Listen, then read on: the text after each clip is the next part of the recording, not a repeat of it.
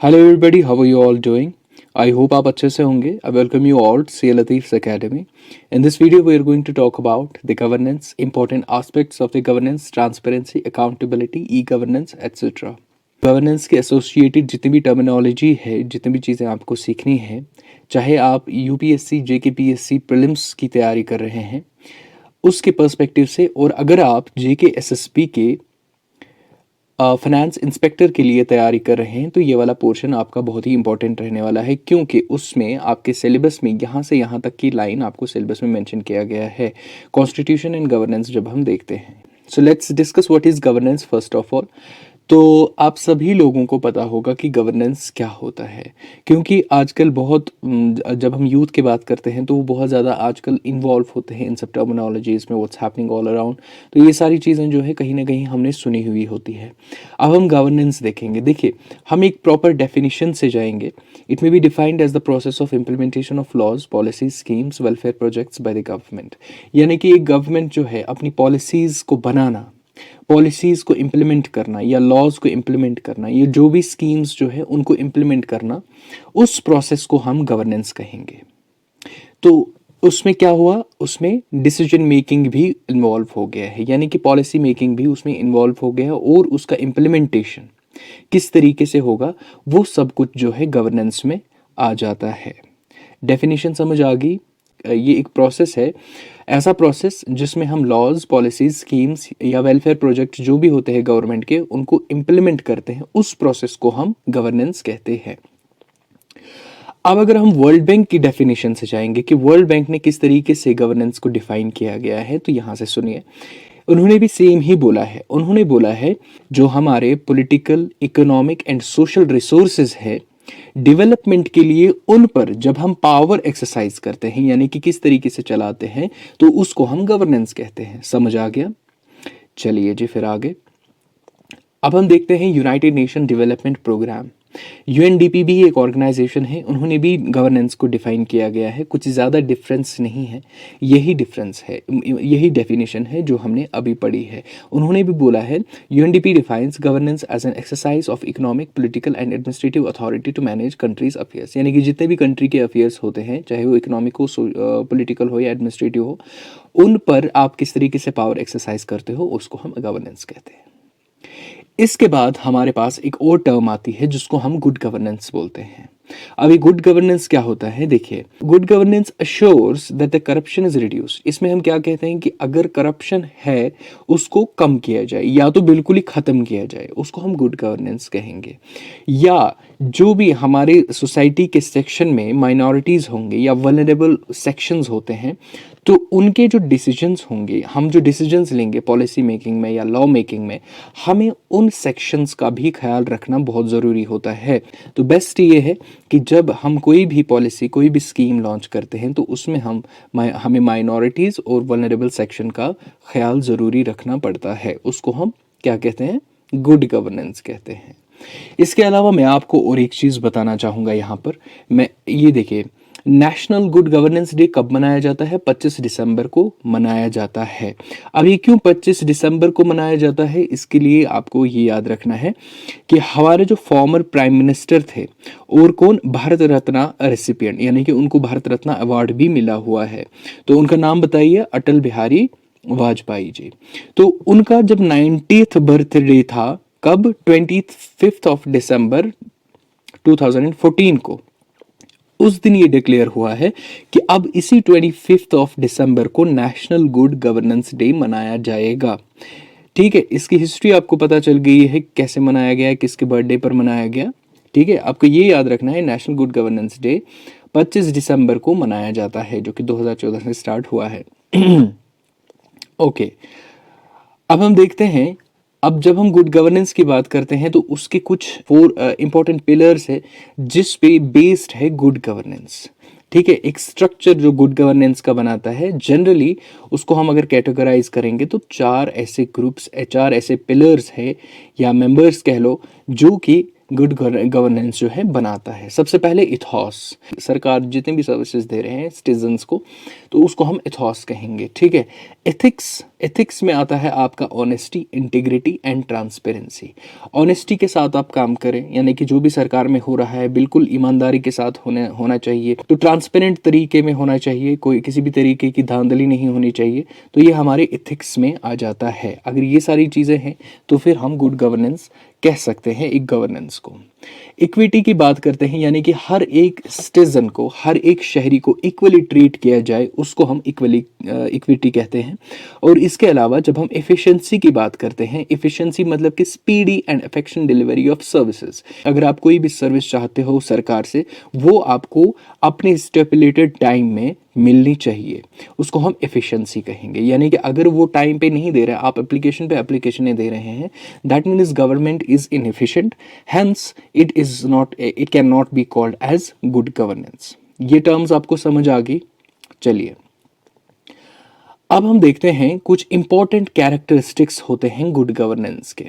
तो जनरली हमारे पास जो है 8 कैरेक्टरिस्टिक्स है गुड गवर्नेंस के।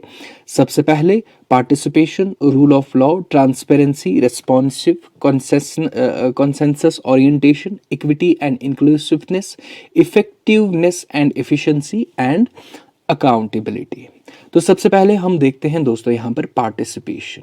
अब यहाँ पर पार्टिसिपेशन देखिए, यहाँ पर आपके सिलेबस में अगर मैं जेके एसएसपी की बात करूँगा तो उन्होंने अलग से मेंशन किया हुआ है ट्रांसपेरेंसी एंड अकाउंटेबिलिटी। इसलिए ये दो चीज़ें जो है मैं अलग से आपको इसी वीडियो में डिफाइन कर दूंगा, लेकिन उससे पहले मैं ये सारी टर्मिनोलॉजी आपको डिफाइन करूँगा, क्योंकि हम ऐसा नहीं चलेंगे कि बस यही दो पढ़ेंगे। हमें नॉलेज हर एक टर्म की होनी ज़रूरी है। अब देखते हैं पार्टिसिपेशन क्या होता है। देखिए गवर्नेंस में मैंने जब आपको बोला था कि गवर्नेंस में जो सरकार जो अपनी सर्विसेज देता है किसको, सिटीजन्स को, ठीक है, तो उसके रिलेटेड अभी तक हम बात कर रहे थे। लेकिन इसमें क्या सिर्फ गवर्नमेंट आता है? नहीं, सिर्फ गवर्नमेंट नहीं आता है, इसमें प्राइवेट बॉडीज भी आती हैं जो कि सरकार के लिए काम करती है। इसमें एक सिटीजन भी आता है, क्योंकि मैंने आपको क्या बोला है गवर्नेंस की डेफिनेशन, इसमें मैंने बोला है एक तो इम्प्लीमेंटेशन ऑफ पॉलिसीज, लॉज या स्कीम्स, ठीक है, तो वो आती है सारा किसमें, गवर्नेंस में। तो गवर्नेंस में जब इम्प्लीमेंटेशन आ गया तो इम्प्लीमेंटेशन हर एक, जब हम एक्टर्स की बात करते हैं, यानी कि इसमें जो रोल प्ले करते हैं, तो उसमें इंडिविजुअल सिटीजन भी आता है, इसमें प्राइवेट बॉडीज भी आती है, गवर्नमेंट तो आती ही आती है। अब यहाँ पर जो हम कैरेक्टरिस्टिक की बात करेंगे पार्टिसिपेशन की, इसका मतलब ये है कि जो लोगों का पार्ट है गवर्नेंस में वो होना बहुत ज़रूरी है।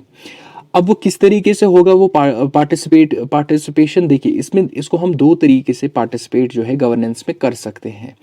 एक तो हो गया हमारा डायरेक्टली, दूसरा हो गया हमारा इनडायरेक्टली। ठीक है मेरे दोस्तों, समझ आ गया। पार्टिसिपेशन हम गवर्नेंस में, यानी कि लोग जो पार्टिसिपेशन गवर्नेंस में करेंगे वो दो तरीकों से करेंगे, या तो वो डायरेक्टली कर सकते हैं या तो वो इनडायरेक्टली कर सकते हैं। मसूद साहब हमें बताइए ये डायरेक्टली और इनडायरेक्टली क्या है। बिल्कुल मैं बताऊंगा आपको। ये जो directly participation in the governance होता है लोगों का, इसमें जब पब्लिक कुछ भी नोट करता है गवर्नमेंट का, समथिंग इज गोइंग रॉन्ग, और कुछ भी किसी भी तरीके का जब लोग जो सामने आते हैं, ठीक है, अपनी ओपिनियन रखते हैं या किसी भी तरीके का प्रोटेस्ट रखते हैं, ठीक है, प्रोटेस्ट करते हैं किसी भी पॉलिसी या किसी भी रूल के खिलाफ, तो उसको बोलते हैं हम डायरेक्ट, वो डायरेक्ट पार्टिसिपेशन में आ जाता है। और इनडायरेक्ट पार्टिसिपेशन तो होता ही होता है हमारी डेमोक्रेटिक कंट्री में, इनडायरेक्ट पार्टिसिपेशन तो होता ही है, क्योंकि यहाँ पर जो लोग होते हैं वो अपने नुमाइंदे को चुनते हैं, अपने मेंबर ऑफ पार्लियामेंट को चुनते हैं, या कोई भी जो भी उनके थ्रू द इलेक्शंस के द्वारा वो अपने रिप्रेजेंटेटिव को चुनते हैं और फिर वही लोगों को रिप्रेजेंट करते हैं। तो इनडायरेक्टली जो पार्टिसिपेशन है लोगों का वो तो होता ही होता है, लेकिन डायरेक्टली पार्टिसिपेशन भी बहुत जगहों पर बहुत मतलब अक्सर देखा जाता है। समझ आ गया पार्टिसिपेशन इन गवर्नेंस, यानी कि लोगों का इन्वॉल्वमेंट किसमें, गवर्नेंस में, उसको हम पार्टिसिपेशन कहते हैं। अब हम देखते हैं rule of law. Rule of law मैं आपको इस तरीके से डिफाइन करूंगा, no one is above law, यानी कि कानून से कोई भी ऊपर नहीं है। अब जो भी कोई कानून है वो चाहे अमीर के लिए, अगर अमीर के लिए कोई, गरीब के लिए कोई कानून है तो वो भैया अमीर के लिए भी वही कानून है। इसमें आपका ये नहीं देखा जाएगा कि आप पुलिस में हैं, आप यानी कि एडमिनिस्ट्रेशन में हैं, या आप क्या करते हैं। लॉ इज लॉ, वो चाहे गरीब के लिए हो, वो चाहे अमीर के लिए हो, वो चाहे आम सिटीजन के लिए हो, वो चाहे किसी भी एडमिनिस्ट्रेटिव ऑफिशियल्स के लिए हो। लॉ इज लॉ, वो सबके लिए इक्वल है, ठीक है। और जब रूल ऑफ लॉ आता है तो उसमें हमें ध्यान ये रखना पड़ता है कि ह्यूमन राइट्स किसी भी तरीके से वायलेट ना हो। एक तो ये जुडिशरी से आता है, इंडिपेंडेंट जुडिशरी से, ठीक है। रूल ऑफ लॉ जो है हम इंप्लीमेंट किस तरीके से करते हैं, एक तो इंडिपेंडेंट जुडिशरी से, और दूसरा पुलिस रिफॉर्म्स से, पुलिस रिफॉर्म से। इसमें पुलिस करप्ट नहीं होना चाहिए, तो फिर जो है रूल ऑफ लॉ एप्लीकेबल हो जाता है। हम देखते हैं ट्रांसपेरेंसी, लेकिन ट्रांसपेरेंसी मैं आपको बाद में पढ़ाऊंगा, इसके बाद पहले हम और चीज़ें देखेंगे। और देखो, रिस्पॉन्सिवनेस एडमिनिस्ट्रेशन की होती है या सरकार की होती है, वो बहुत ज़्यादा इंपॉर्टेंट रोल प्ले करती है, ठीक है। गवर्नेंस में रिस्पॉन्सिवनेस बहुत ज़्यादा इंपॉर्टेंट है। अब जो भी इम्प्लीमेंट करता है, चाहे वो एग्जीक्यूटिव हो, यानी कि जो है ना, या कोई लीडर हो, पॉलिटिकल लीडर हो, और जनरली इसमें एग्जीक्यूटिव ही पार्ट लेता है, तो एग्जीक्यूटिव को रिस्पॉन्सिवनेस दिखाना बहुत ज़रूरी होता है। इसमें आप कैसे समझोगे रिस्पॉन्सिवनेस? फॉर एग्जांपल, हर एक गवर्नेंस सिटीजन फ्रेंडली होना चाहिए। सर क्या भाषण दे रहे हो सिटीजन फ्रेंडली, मैं आपको समझाऊंगा। आप किसी भी तरीके से ऑफिस जाते हो, कोई भी काम कराने के लिए गवर्नमेंट दफ्तर में जाते हो, वहाँ पर आप कोई एप्लीकेशन देते हो, क्योंकि आपको कोई फॉर एग्जांपल बिजली का कनेक्शन लेना है। आप बिजली के दफ्तर गए, वहाँ आपने एप्लीकेशन दी, और उस एप्लीकेशन का आपको रिस्पॉन्स नहीं मिल रहा है। आपको बोल रहे हैं ठीक है एप्लीकेशन हमने रिसीव कर ली, हम दे देंगे कल परसों तरसों, इसी तरीके से आपको रिस्पॉन्स नहीं मिल रहा है प्रॉपरली जो आपको मिलना चाहिए। तो उसको हम क्या बोलते हैं? रिस्पॉन्सिवनेस। एक रिस्पॉन्सिवनेस बहुत ज़्यादा इंपॉर्टेंट रोल प्ले करती है गवर्नेंस में। अगर वो बहुत ज़्यादा डिले करती है कोई भी सर्विस प्रोवाइड करने में, तो फिर वो रिस्पॉन्सिव गवर्नेंस नहीं है। अब ये रिस्पॉन्सिवनेस के लिए सरकार ने किया क्या? फॉर एग्जांपल मैं आपको यहाँ पर एक एग्जांपल दे दूंगा। जब Jammu and Kashmir domicile certificate का इशुएंस हो रहा था पहले, अभी मुझे नहीं पता वो जो है एप्लीकेबल है कि नहीं, कि उस पर पहले फ़ाइन लगता था, यानी अंडर 3 डेज़ आपको डोमिसाइल सर्टिफिकेट देनी थी। ये एडमिनिस्ट्रेशन को ऑर्डर आया था सरकार का।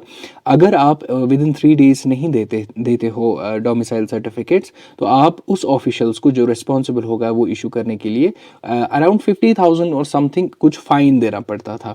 तो वो क्या है, वो इस रिस्पॉन्सिवनेस को क्विक बनाने के लिए वो स्टेप लिया गया है। इसी तरीके से बाकी बहुत सारे स्टेट्स में बहुत सारे स्टेप्स लिए जाते हैं इस रिस्पॉन्सिवनेस को यानी इम्प्रूव करने के लिए। गवर्नेंस में रिस्पॉन्सिवनेस अच्छी होनी चाहिए, यानी कि गवर्नमेंट जो है रिस्पॉन्स तुरंत देनी चाहिए सिटीजन्स को। सबसे अच्छी बात इसमें यह है गवर्नेंस में, इसमें आपको आर्टिकल्स वगैरह याद नहीं रखने हैं, बस ये कंसेप्ट समझना है। अब हम देखते हैं कंसेंसस ओरिएंटेशन क्या होता है। कंसेंसस ओरिएंटेशन एक और कैरेक्टरिस्टिक होता है गुड गवर्नेंस का, वो हम देखेंगे वो क्या होता है।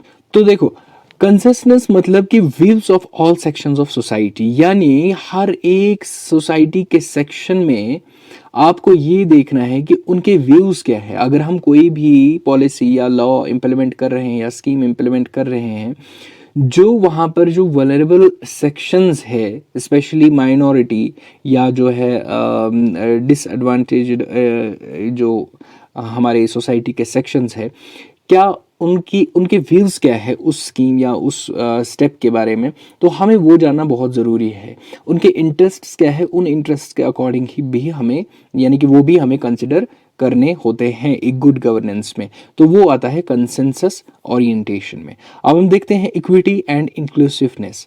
अभी इक्विटी एंड इंक्लूसिवनेस क्या होता है मेरे दोस्तों?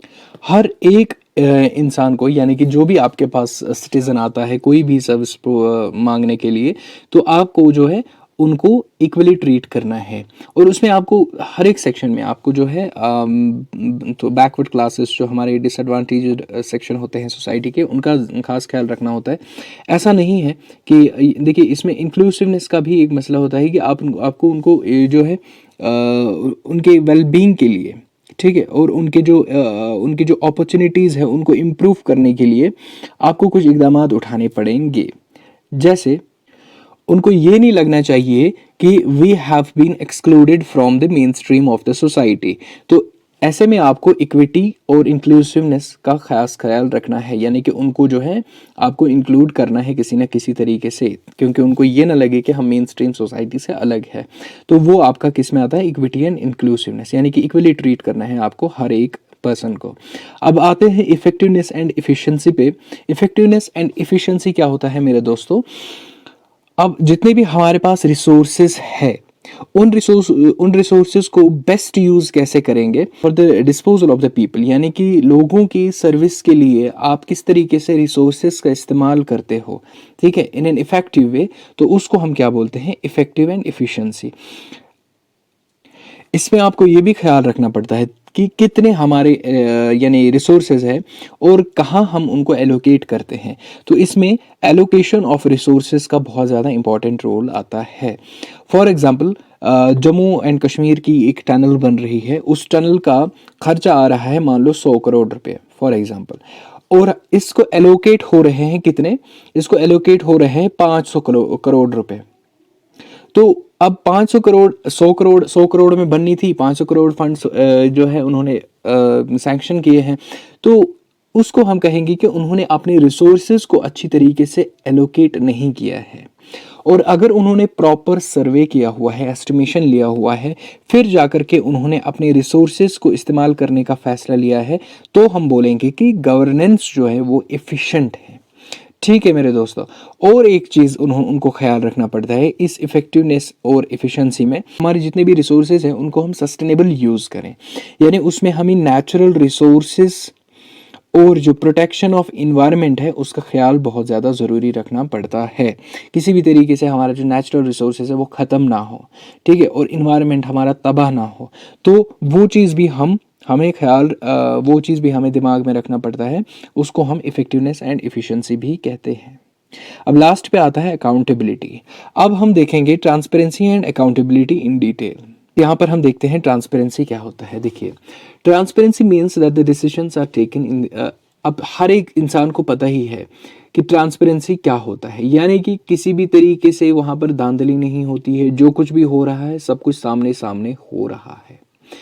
इसमें आपका जो भी काम गवर्नमेंट में हो रहा है वो चाहिए, एक गवर्नमेंट को चाहिए, यानी कि एक एडमिनिस्ट्रेशन को चाहिए कि वो जो भी काम करें वो ट्रांसपेरेंट तरीके से करें, यानी कि लोगों को वक्तन फवक्तन ये नॉलेज में आना चाहिए कि हो क्या रहा है। हालांकि जो पैसा होता है सरकार के पास वो लोगों का ही होता है, तो इसलिए उनका पूरा हक बनता है कि वो पूरी तरीके से गवर्नेंस में इन्वॉल्वमेंट रखें। ठीक है मेरे दोस्तों, तो उसको हम कहते हैं ट्रांसपेरेंसी। और सरकार जो है उनको डेटा प्रोवाइड करवाते हैं कि हम किस तरीके से काम करते हैं, यानी कि एक डॉक्यूमेंट, अगर कोई स्कीम लॉन्च होती है तो उस स्कीम का एक डॉक्यूमेंट लॉन्च होता है, किस तरीके से ये काम करेगा, किस तरीके से फंड्स यूटिलाइज होंगे, कौन कौन बेनिफिशियरी होंगे, ये सब चीज़ें जो उस डॉक्यूमेंट में होते हैं, तो वो सब चीज़ें किस में आते हैं, ट्रांसपेरेंसी में आते हैं। इसकी मैं आपको एक मेन एग्जांपल दे दूंगा।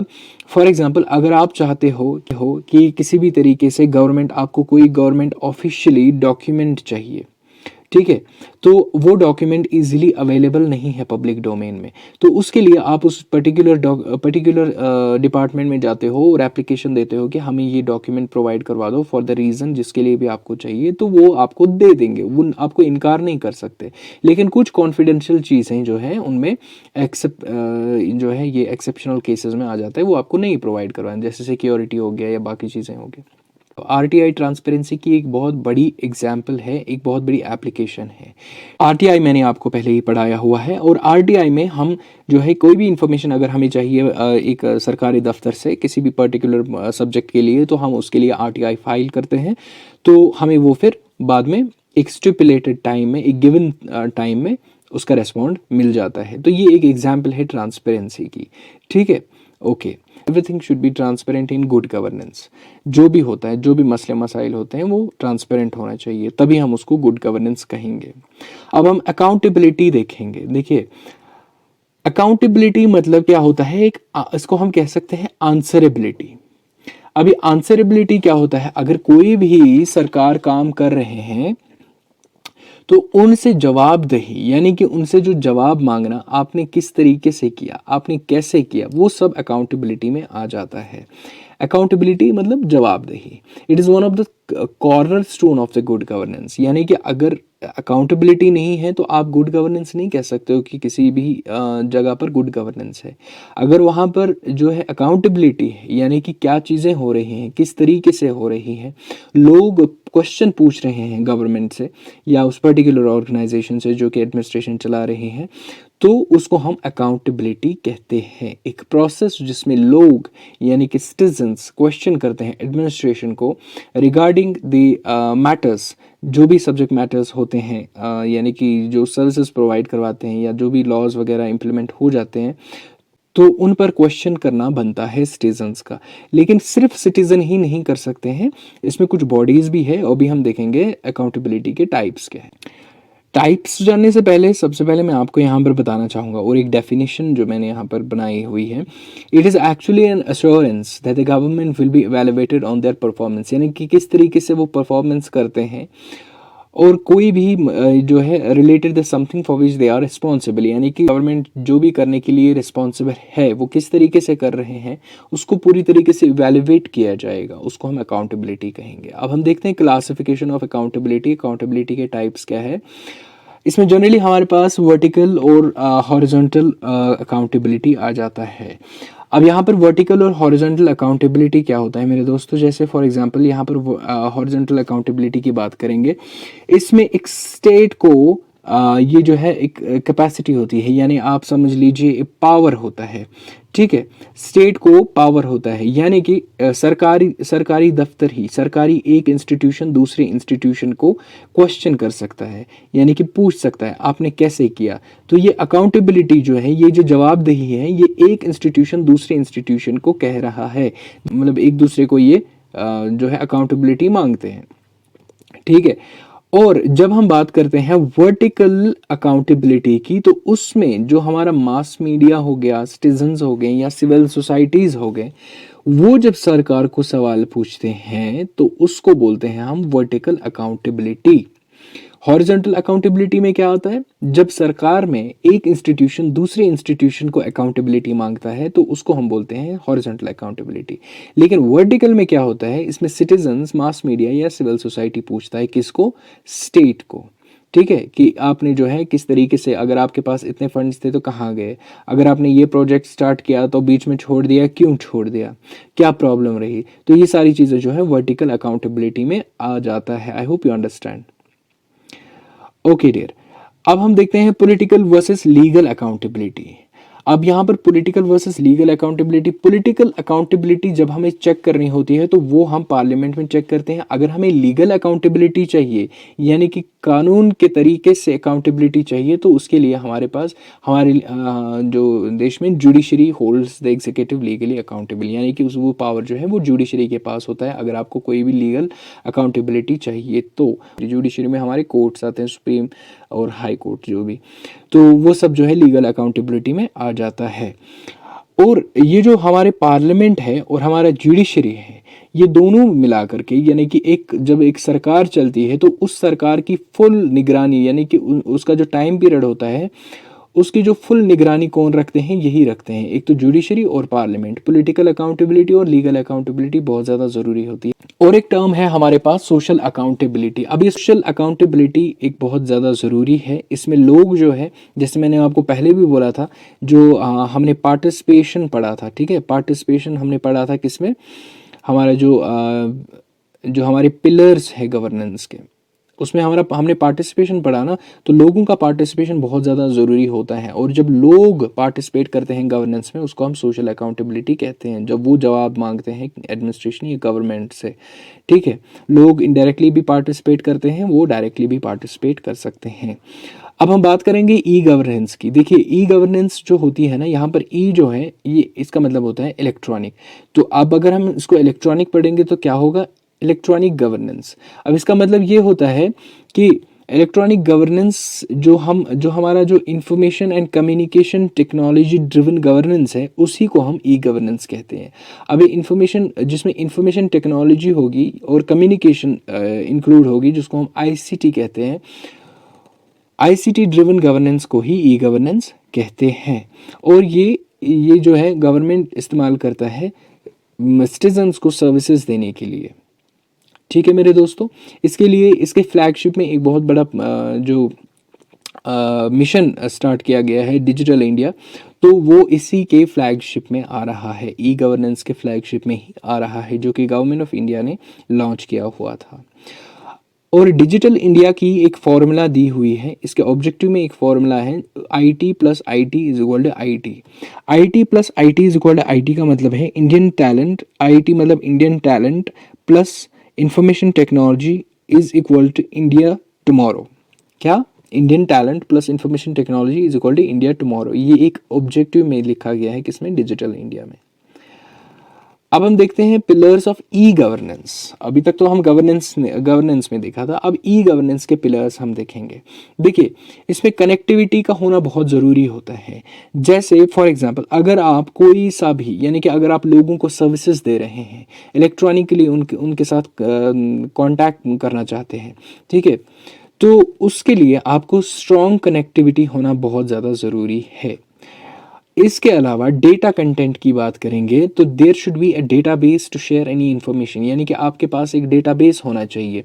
ठीक है, तो वो आपके पास एक डेटाबेस होना चाहिए, जिस डेटाबेस में जितनी भी रेलिवेंट गवर्नमेंट की सर्विसेज का जो कंटेंट होगा वो उस डेटाबेस में हो। अब हम देखेंगे नॉलेज होता है ई गवर्नेंस का जो पिलर होता है इंपॉर्टेंट, वो होता है नॉलेज, और यहाँ पर नॉलेज होता है इंफॉर्मेशन टेक्नोलॉजी। इंफॉर्मेशन टेक्नोलॉजी के लिए हर एक एम्प्लॉय को जो बेसिक कंप्यूटर नॉलेज का होना बहुत ज़्यादा ज़रूरी है। और इसमें अगर कोई भी फॉल्ट आता है या कोई भी प्रॉब्लम आ जाती है, तो उसके लिए सरकार जो है, गवर्नमेंट हायर करती है किनको? इंफॉर्मेशन टेक्नोलॉजी इंजीनियर्स को। तो वही फिर इस सॉल्व जो है वगैरह इसको सॉर्ट आउट कर देते हैं। अब हम कैपिटल की बात करेंगे। कैपिटल क्या होता है ना, कि ये capital is defining the money used for the government. लोगों को सर्विसेज देने के लिए सरकार कौन सा खर्चा कर रहा है, तो उसको हम कैपिटल बोलेंगे। ठीक है, अब हम देखेंगे इम्पॉर्टेंट चीज़ इसमें, e governance models. E governance models में सबसे पहला मॉडल जो हमारे पास है वो है गवर्नमेंट टू सिटीजन्स, जिसको हम G2C भी कहते हैं। G2C यानी कि government to citizen. Government to citizen model ये होता है कि गवर्नमेंट क्या फैसिलिटीज़ दे रहे हैं, क्या सर्विसेज दे रहा है सिटीजन्स को, और किस तरीके से वो सर्विसेज काम कर रहे हैं, वो सब किस में आता है? Government to citizen. यानी कि जितनी भी सर्विसेज गवर्नमेंट प्रोवाइड करता है सिटीजन के लिए, उसको हम गवर्नमेंट टू सिटीजन्स कहते हैं, जिसको हम शॉर्ट फॉर्म में G2 कहते हैं। ऑलराइट गाइज, तो इसके लिए आपको कुछ सर्विसेज का ध्यान रखना है कि कौन कौन सी सर्विसेज इसमें आती हैं। फॉर एग्जांपल मैं आपको यहाँ पर बता दूंगा, payment of online bill such as electricity bill. आजकल आपके हर एक के मोबाइल में जो है, आप घर का बिल जो है ऑनलाइन ही पे कर देते हो। वाटर बिल भी आप वेबसाइट पे जा कर के पे करते हो। टेलीफोन बिल भी आपको ईमेल थ्रू आती है और आप वो पे करते हो। ठीक है, तो वो सब कुछ, ये जो सब कुछ सिस्टम है, इसको गवर्नमेंट सिटीजन ही कहते हैं। यानी कि गवर्नमेंट आपको प्रोवाइड करता है लिंक्स, फिर आप उन लिंक्स पे क्लिक करके आप वो अपना काम करते हो। या ऑनलाइन रजिस्ट्रेशन ऑफ एप्लीकेशंस, किसी भी तरीके का बर्थ सर्टिफिकेट आपको रजिस्टर करवाना होता है, रजिस्ट्रेशन के लिए होता है। ड्राइविंग लाइसेंस के लिए आपको रजिस्ट्रेशन करवाना पड़ता है, या आप जो है ऑनलाइन फॉर्म भरते हो, वो भी ऑनलाइन रजिस्ट्रेशन ऑफ एप्लीकेशंस में ही आता है। नहीं तो आपको जो है पब्लिक सर्विस कमीशन या सर्विस सिलेक्शन बोर्ड दफ्तर जाना पड़ता था हार्ड कॉपी लेकर के, और वहाँ पर आपको फॉर्म भरना पड़ता था। लेकिन अब ऐसा कुछ भी नहीं है, सरकार आपको लिंक प्रोवाइड करवाता है, एवरीथिंग उनके पास सब कुछ स्टोर रहता है। और कॉपीज़ ऑफ लैंड रिकॉर्ड्स, आप किसी भी अपने जो है स्टेट में या डिस्ट्रिक्ट में के वेबसाइट पर जाओगे, तो आप लैंड रिकॉर्ड की कॉपी आराम से निकाल सकते हो कि आपकी ज़मीन जो भी आपके नाम पे होगा, तो आप उसकी कॉपी निकाल सकते हो। ऑनलाइन फिलिंग कॉम्प्लेंट, यानी कि कंप्लेंट अगर आपको ऑनलाइन फिलअप करनी है, वो भी आप कर सकते हो, है ना, ग्रीवांसेस वगैरह जिसमें आता है। तो ये सब कुछ चीज़ें जो है G2C मॉडल में आ जाता है। अब हम एक दूसरा मॉडल देखेंगे जो कि ई गवर्नेंस का सेकेंड मॉडल है, वो है government to government model, G2G हम इसको कहते हैं।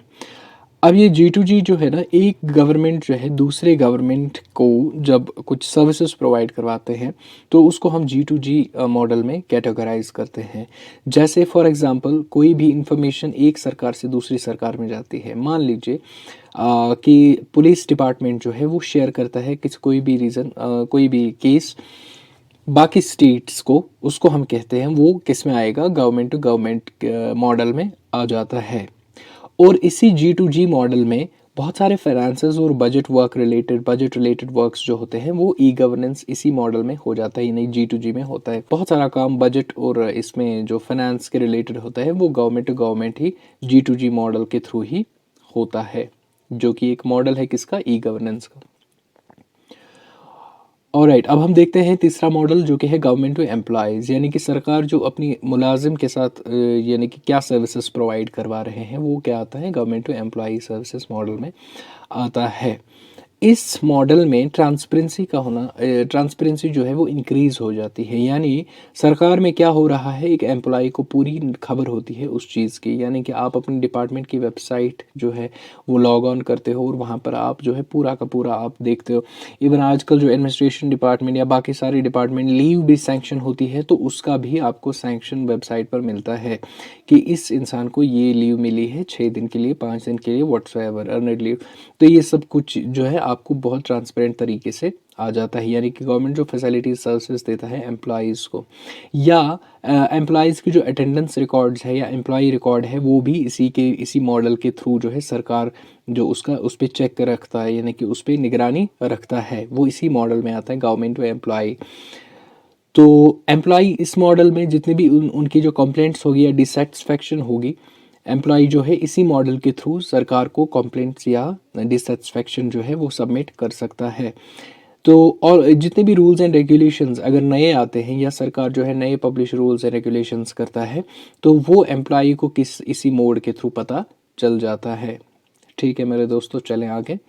ऑलराइट, अब हम देखते हैं last model, government to business model, G2B इसको हम कहते हैं शॉर्ट में। G2B मतलब गवर्नमेंट टू बिजनेस। अब इस मॉडल में जितने भी यानी कि जो बॉन्ड होता है प्राइवेट सेक्टर और गवर्नमेंट का वो इंक्रीज हो जाता है, यानी कि एक बिजनेसमैन को अगर टैक्स पे करना होता है या किसी भी तरीके से उनको अप्रूवल या रिजेक्शन लेना, किसी भी यानी कि उनको कोई पेटेंट का अप्रूवल मिलना होता है, वो जो है इसी पोर्टल के थ्रू इसी मॉडल के थ्रू उनको मिलना होता है। इवन अगर उनके पेटेंट को रिजेक्शन मिलता है सरकार की तरफ से, वो भी उनको G2B मॉडल के थ्रू ही पता चलता है, यानी कि एक ऐसा मॉडल है जो कि एक रिलेशन को स्ट्रॉन्ग बनाता है between private sector and the government. ठीक है, ओके। अब हम देखते हैं कुछ इंपॉर्टेंट ई गवर्नेंस प्रोजेक्ट्स जिन पे अक्सर बेशतर क्वेश्चंस बनते हैं, यानी कि कौन सा ई गवर्नेंस प्रोजेक्ट, यानी कि ये इनमें से कौन सा प्रोजेक्ट किस चीज़ के साथ डील करता है।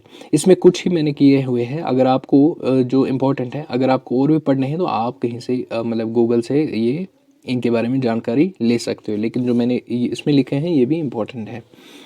अब चेतना जो है, Chetna it is a disaster management system. ये चेतना जो है बिहार सरकार ने जो है एक डिज़ास्टर मैनेजमेंट सिस्टम बनाया हुआ है जो कि नेचुरल डिज़ास्टर्स के साथ डील करेगा, यानी कि जो फ्लड होगा या अर्थक्वाइक वगैरह होगा, इनके रिलेटेड जो भी समस्याएं होंगी वो चेतना जो उन्होंने ये डिज़ास्टर मैनेजमेंट सिस्टम बनाया है उसमें रजिस्टर हो सकती है। बाकी रिलीफ वगैरह वो उनको इसी प्रोजेक्ट में दिया जाएगा। एगमार्क नेट जो है ये एग्रीकल्चर के साथ डील करता है। ये ई गवर्नेंस का एक प्रोजेक्ट है जो कि किसने बनाया हुआ है, जो अप्रूव किया है department of marketing and inspection DMI ने और ministry of agriculture and government of India. Okay, अब ये हो गया एगमार्क नेट। अब हम देखते हैं MCA 21 जो है ये भी ई गवर्नेंस का ही एक इनिशिएटिव है जो कि मिनिस्ट्री ऑफ कॉरपोरेट अफेयर्स ने लॉन्च किया हुआ है।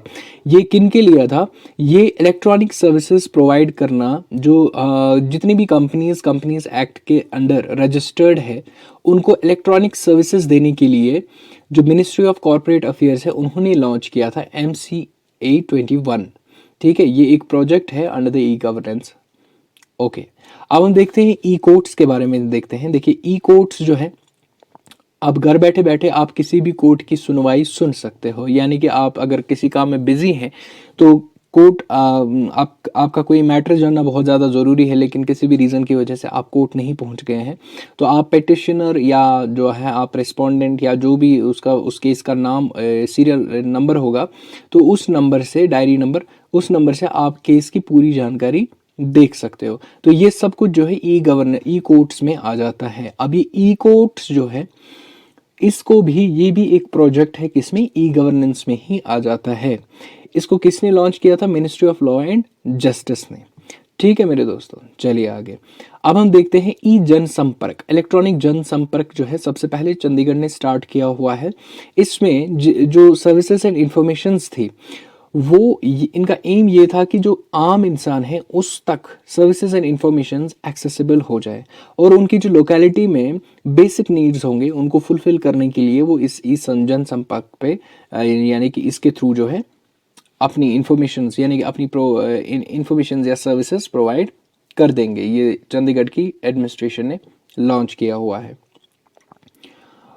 ऑलराइट, अब हम देखते हैं नेशनल ई गवर्नेंस प्लान। ये आपको फुल फॉर्म भी आ सकता है, देखिए इसमें ऑब्जेक्टिव ऐसा भी बन सकता है, NEGP जो है, इट इज़, इसकी फुल फॉर्म क्या है, तो आपको ये याद रखना चाहिए, नेशनल ई गवर्नेंस। अब यहाँ पर ऑप्शंस में आएगा प्रोग्राम, प्लान या जो भी प्रोजेक्ट, तो आपको ये याद रखना है ये प्लान है। ठीक है, national e governance plan, NEGP। तो इसको फॉर्मुलेट किसने किया था, 2 डिपार्टमेंट्स ने किया था। अगेन एक क्वेश्चन बनने की एक पॉसिबिलिटी है। क्वेश्चन ऐसा बन सकता है, क्या इसको डाइटी ने बनाया था या DARPG ने बनाया था। अब ये डाइटी क्या होता है, department of electronics and information technology, और DARPG जो है वो क्या है, department of administrative reforms and public grievances. इन दोनों डिपार्टमेंट्स ने मिलकर के एक ई गवर्नेंस प्लान बनाया है। कब बनाया है, 2006 में बनाया हुआ है। ठीक है, 2016 यानी 18 मई 2016 में इस प्लान को बनाया गया है। इसमें 27 मिशन मोड प्रोजेक्ट्स थे, MMPS जिसको हम कहते हैं, और 10 कंपोनेंट थे। तो ये कुछ इंपॉर्टेंट इन्फॉर्मेशन है regarding the national e governance plan, ये आपको याद रखने हैं। इसमें बहुत फैक्चुअल क्वेश्चंस है, एक बारी इसको ध्यान से पढ़ भी लेना, मैं जब आपको ये PDF प्रोवाइड करवा दूंगा। अब जाते जाते मैं आपके लिए एक क्वेश्चन लाया हूँ, which of the following programme is related to computerised of land records by NIC। ठीक है, इसमें ज़मीन नहीं कर देना, भूमि का होता है। तो ठीक है, it was all about today's lecture. तो मिलते हैं हम अगले लेक्चर में, टिल देन गुड बाय।